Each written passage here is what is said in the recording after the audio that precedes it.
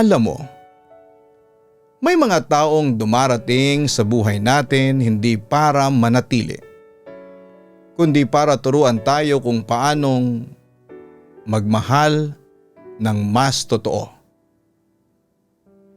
May mga relasyon na nagsisimula sa kilig, pero nagtatapos sa katahimikan. Hindi naman dahil sa wala ng pagmamahal, kundi dahil may mga pusong napagod ng maghintay. Minsan iniisip natin, kung minahal ko naman siya ng buo, pero bakit hindi pa rin sapat?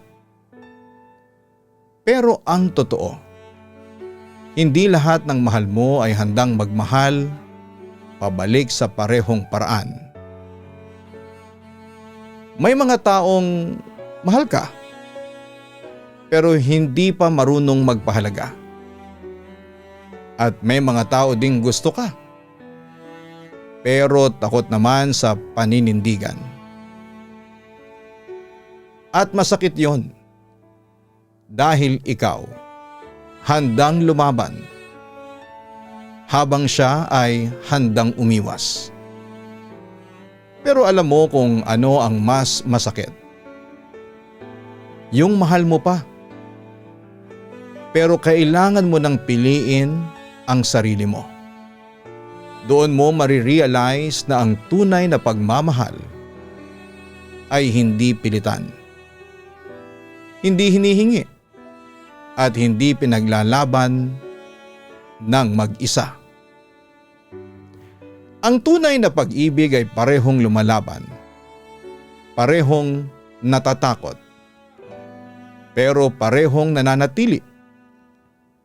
Kaya naman kung iniwan ka, hindi ibig sabihin ay kulang ka.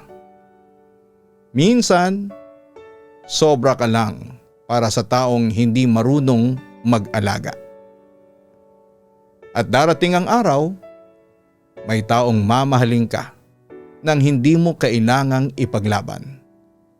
Dahil kusa kanyang pipiliin.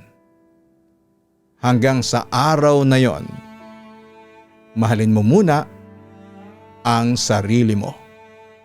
Dahil minsan, ang pinakaunang relasyon na kailangan mong ayusin ay yung relasyon mo sa sarili mo. Ako po si Papa Dudut at eto ang kwento ng pagmamahal na natutong bumitaw pero muling natutong magmahal.